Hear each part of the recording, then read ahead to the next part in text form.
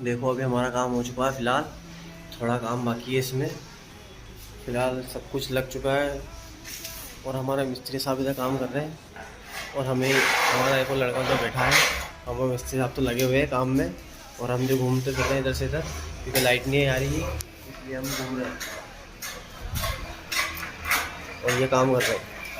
ये हमारा मिस्त्री साहब काम कर रहे हैं, देखो इनको, ये काम करते हैं और गाने भी सुनते हैं, गाने चलते रहते हैं, काम करते रहते हैं, बिना गाने काम नहीं करते हैं। लाइट नहीं आ रही है जो हम जो बैठे हैं, हमारा काम है बैठने का।